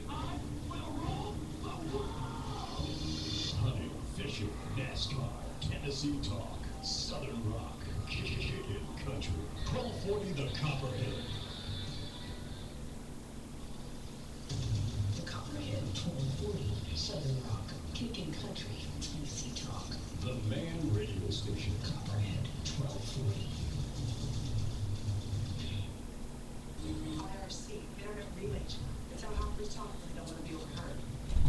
It's a pretty primitive chat program. Hey, can we see what they're saying? Lead speak. Awkwardly I speak lead. And screenshot? Got it. You are listening to Generations East. Hey, we're back. What's going on? Yeah, we're talking about Facebook to acquire WhatsApp for $16 billion. That's a lot of money. $16 billion. In fact, that's about 9% of Facebook's total income, which is like nothing. Facebook said Wednesday, according to CNET, that it has agreed to acquire WhatsApp for $16 billion in a cash and stock arrangement with the popular messaging application's parent company. The announcement was made in a filing with the Securities and Exchange Commission. The deal for WhatsApp includes 183,865,778 shares of Facebook stock, valued at $12 billion, along with $4 billion in cash. Once the acquisition closes, Facebook has promised to grant 45 966,444 restricted stock units, or RSUs, to WhatsApp founders and employees. What that means, I don't know. Tacking on an additional $3 billion in value to the deal. The additional RSUs will vest over 4 years following the closing. I'm excited to announce that we've agreed to acquire WhatsApp, and their entire team will be joining us at Facebook. Facebook CEO Mark Zuckerberg said in a post published to Facebook. Our mission is to make the world more open and connected. We do this by building services that help people share any type of content with any group of people they want. WhatsApp will help us do this by continuing to develop a service that people around the world love to use every day. WhatsApp has 450 million monthly active users, more than 70% of whom are active on a daily basis, Facebook said in a press release. The service is also adding $1 million, or rather 1 million, new registered users every day, so the application will, much like Instagram, remain independent from its new parent company. Of course, Facebook owns Instagram as well. The astronomical price tag demonstrates just how eager the social network is to subsume one of its largest rivals. Though largely focused on member-to-member messaging, the 5-year-old WhatsApp is grown to be greater than 1/3 the size of Facebook and offers a much more insular social networking experience beloved by youngsters and foreigners. Those wacky foreigners, I tell you what, boy. So WhatsApp is being purchased by Facebook. What does that mean? Well, it may not mean anything if they're allowed to remain independent. That's the big part. As long as they don't have to change their name to Facebook messaging service or anything like that, then it should be okay. The network gives Facebook an important asset as it seeks to conquer the rest of the world and maintain high engagement rates, but WhatsApp won't become another channel for ads, at least according to founder and CEO Jan Koum, who will also be joining Facebook's board of directors. So it won't become another channel for ads. That's good. That means we won't see any ads on WhatsApp. You can continue to use WhatsApp no matter where in the world you are or what smartphone you're using, Koum said, and you can still count on absolutely no ads interrupting your communication. There would have been no partnership between our two companies if we had to compromise on the core principles that will always define our company, our vision, and our product. That's what Koum said. So that's good news. And this could lead to growth for WhatsApp and for Facebook too. So good for them, I guess, but it's still kind of a sticky situation when you think about it because, well, I don't know. It seems kind of weird. Facebook is buying up all these companies, but I guess it's just to their benefit, really. And I don't mind Facebook. They're okay. It's obviously pretty addicting, but I tend to not spend that much time on it. I'm always on chat just because I have the private chat, or not private chat, but that chat application you can download for your desktop, but that's it, really. And Yik Yak, Y-I-K-Y-A-K, Yik Yak, is an anonymous messaging app aimed at college campuses, according to TechCrunch. Now, anonymity is kind of a cool thing, right? It means people don't know who you are. Well, what happens when you combine anonymous messaging with college campuses? You get 100,000 users in 3 months. Yik Yak knows all about it. The startup was launched by 2 Furman University students, Tyler Droll and Brooks Buffington, aiming to connect people through anonymous location-based posts. Within a 5-mile radius, the poster can choose to share with the closest 100, 250, or 500 Yik Yak users. It only costs you 99 cents. Users can share with 1,000 people, 2,500 people for $1.99, and 10,000 people for $5. We caught up with the founders at last night's ATL pitch-off, and they confirmed that the app is mostly used to gripe about things, people, places, and classes, or anything else gripe-worthy. You can choose to show your general location, and from what I can see, or what the writer of the article can see, there's no moderation for someone who uses actual names in posts. In other words, I could post on Yik Yak that my boss, John Biggs, picks his nose, and no one would stop me from sending that out to a maximum of 10,000 nearby Yik Yak users. Obviously, bullying issues abound. The company has already faced issues among various colleges who feel the app violates anti-bullying rules, but it doesn't really violate any laws, so there's no really anything they can do about it. As it stands now, posts are deleted when 2 or more users mark the content as inappropriate, or if someone screenshots offensive content and emails it to Yik Yak. That's kind of weird. We're working on trying to find technical solutions to prevent app abuse by high schoolers. The blocks that we currently have in place aren't working as well as we'd like them to, said Buffington. One thing we have seen on the college front is that the longer a community is around, the more mature and constructive it becomes. So we think that lends to some promise for the anonymous or semi-anonymous app realm. But anonymous apps are kind of a cool thing. Here's why. It means people don't know who you are. Simple as that. People don't know who you are when you use an anonymous app, and that's good for a lot of reasons. I can post a review about a restaurant. This restaurant is crap. I don't like it. And, you know, there you go. Problem solved. And you can get your review out there to the nearest 10,000 people. Pretty cool, right? Obviously, Secret and Whisper aren't the only ones cashing in on our love of anonymity. Currently, the app is being used at the University of Georgia, Georgia, Ole Miss, Clemson, University of Virginia, and Wake Forest. And the team has plans to head up to the East Coast in schools like Penn State, Boston University, NYU, and etc. We'll let our competition battle it out in the Valley while we continue to gobble up schools on the East Coast, said Buffington. East Coast really is an untapped market, isn't it? For now, the app has already offered an in-app purchase to expand reach, but Yik Yak seeks an opportunity to run local deals, discounts for ads. But now, for now, the focus is growing the user base.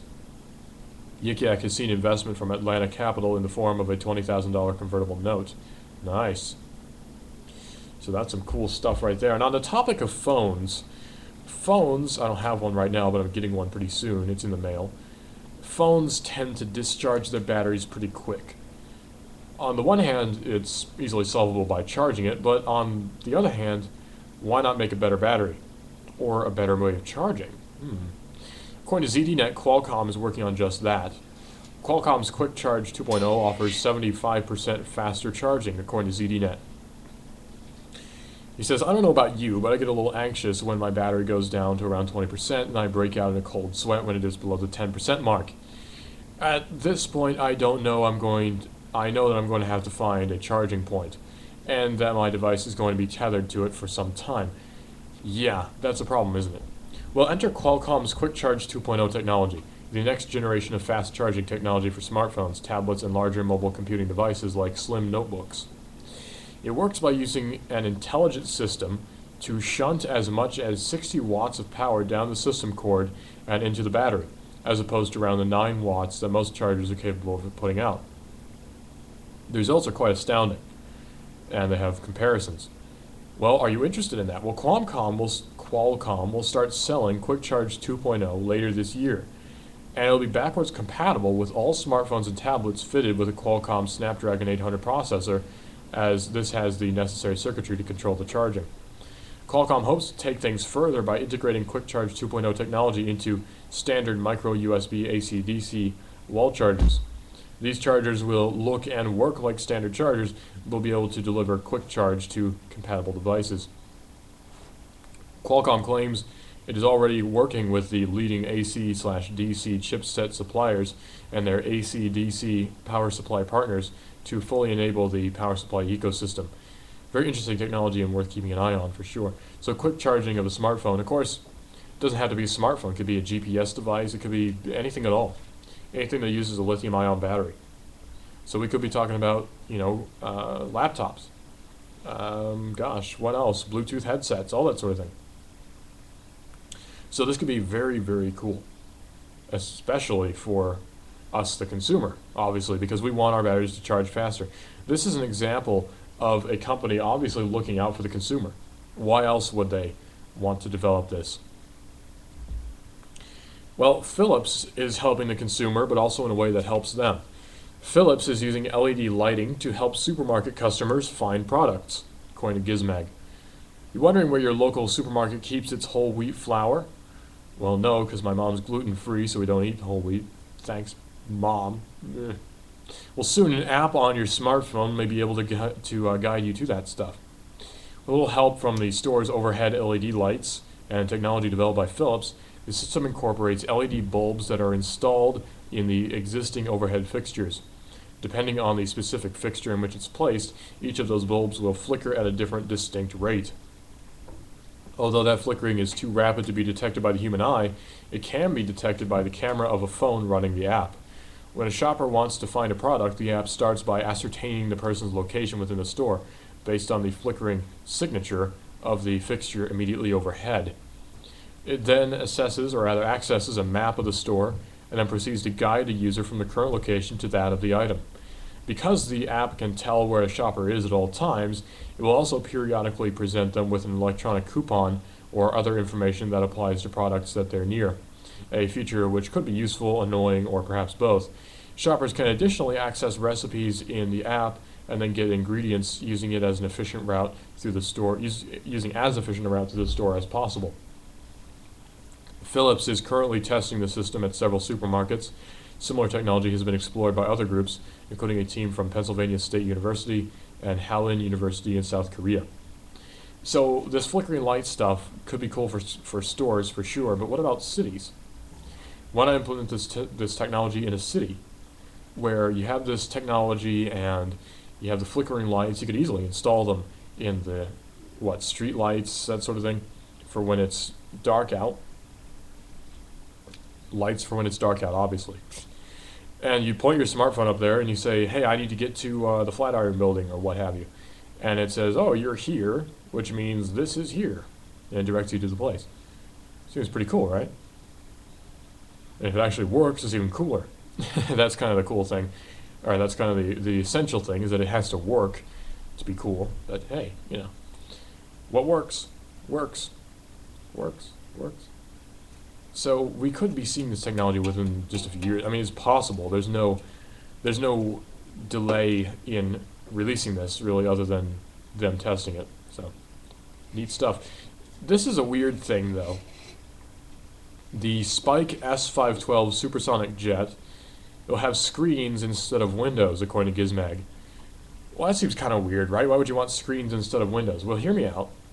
What if it's one long strip and not individual windows? It's one long strip of a screen.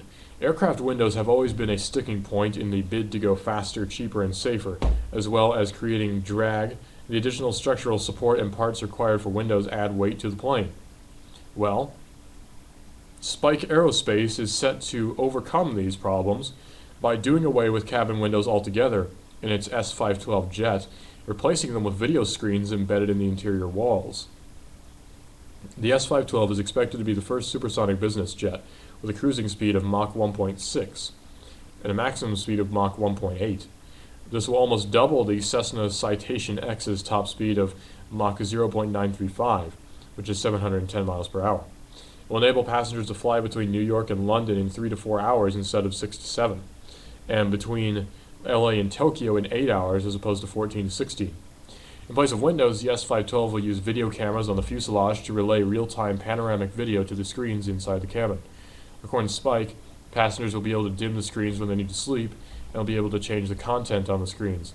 In addition to the windowless cabin, Spike claims that the S512 will be able to change the content. We'll see innovations in materials, avionics, and propulsion. The first deliveries of the S512 are expected in 2018, so we still got quite a few years to go. 4 or 3, 2. What year is it? 2014. So 4 years to go. I keep thinking it's 2016 for some reason. We still have 4 years to go before we start seeing this. But hey, I mean, think about that. No windows, only screens. That's pretty cool, right? I mean, I'm down. I'm totally down with that. But we'll have to see how that goes. I mean, maybe people will reject it and say, I want my Windows. That's like what they say when you hand them a Mac. I want my Windows. Well, maybe. Maybe not. We'll see. The NSA authorized monitoring of Pirate Bay and proxy users, according to Torrent Freak. Now, Pirate Bay I can sort of see, but proxy users? That's a little bit odd. New leaked documents from whistleblower Edward Snowden reveal, according to Torrent Freak, that the NSA authorized the monitoring of torrent sites, including malicious foreign actor, the Pirate Bay. Ooh, that dastardly Pirate Bay. The internal discussions further indicate that tracking people through multiple proxies is possible, and suggest that once a release is made on the Pirate Bay, it's possible to go back over old traffic to see where it originated from. The revelations of former NSA contractor Edward Snowden have caused shockwaves around the world and resonated in all corners of the online community. Today, the leaked material is of particular interest to torrent site users. Published on Glenn Greenwald's The Intercept, the new papers reveal internal NSA discussions over what can and cannot be monitored in various circumstances. In Q&As between NSA staff, Threat Operations Center Oversight and Compliance, and the NSA's Office of General Counsel, torrent sites are mentioned on a number of occasions, with the Pirate Bay sitting front and center. So, at least for my benefit, they're ignoring private trackers, so that's good. Because I have no need for the Pirate Bay anymore. Haha. Still though, I mean, this is not an issue for the NSA to be focusing on, is piracy. Not piracy of this sort. This is a copyright issue. Why does the NSA have any interest in copyright issues?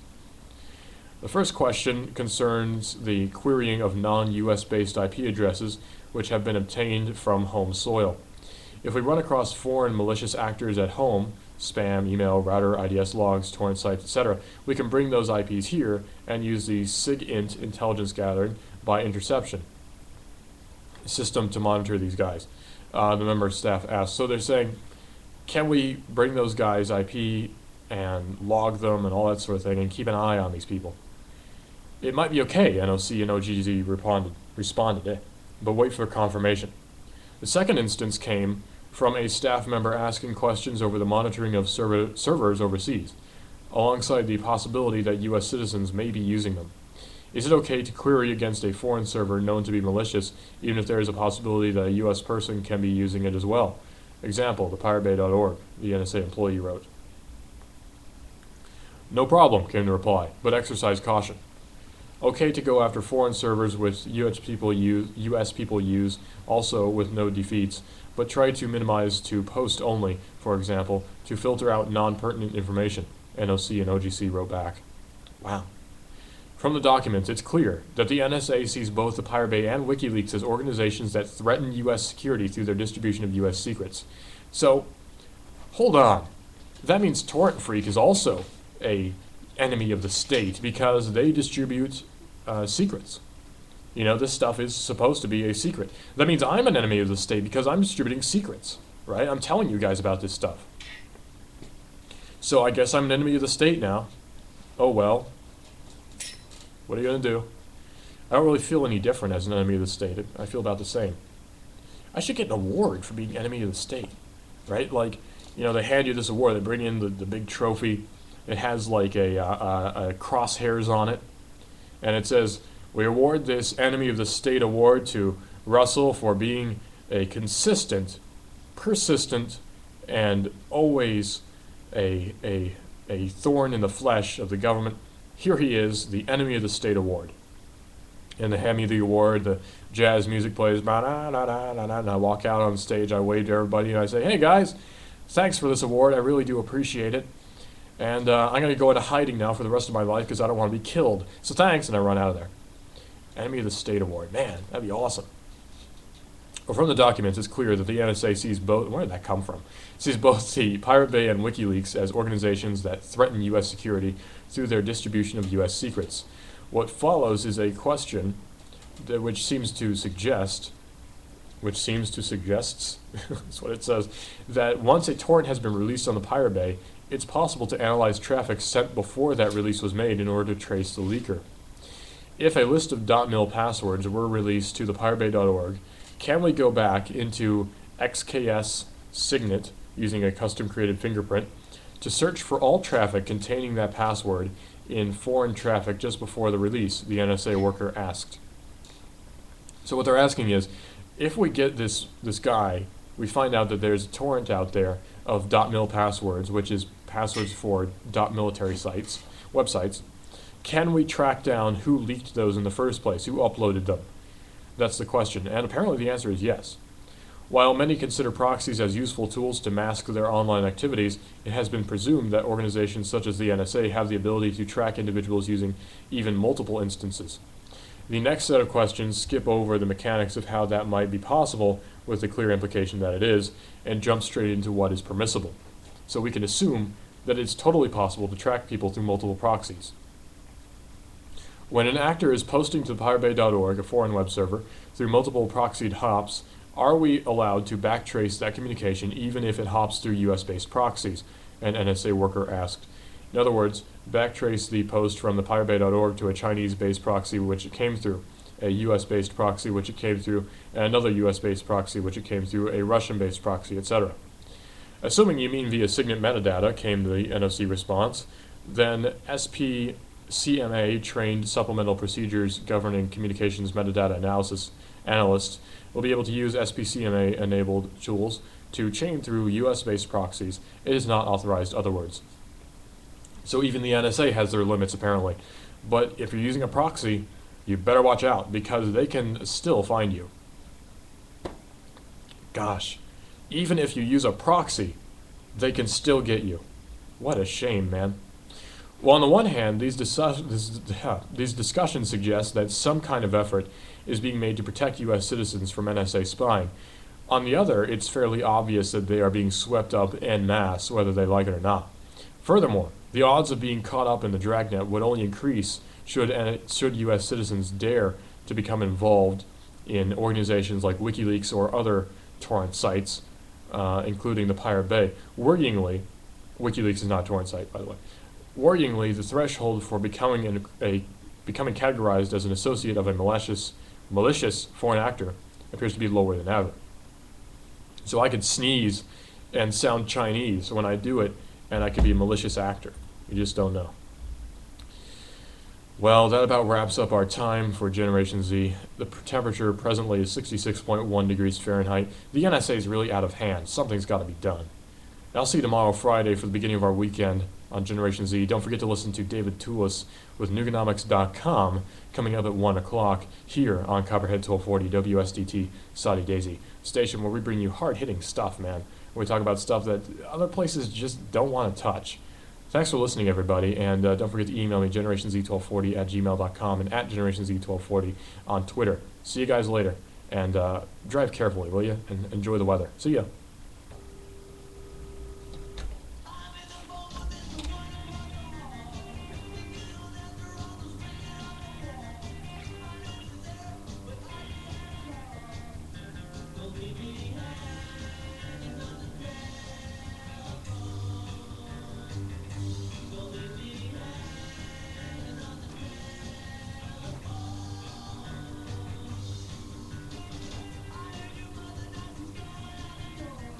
We expect mostly cloudy and mild weather through the afternoon. Could see a passing sprinkle, but mainly dry highs into the upper 60s. Tonight, turning cooler under clearing skies, lows 43 to 45. A breezy and cool day for Wednesday, highs only 58 to 60, with more dry and chilly weather for the rest of the week. Check out Bridgestone. Every day is full of errands and adventures. That's why Bridgestone engineers tires to perform their best when it matters most. That's Bridgestone. Your journey, our passion.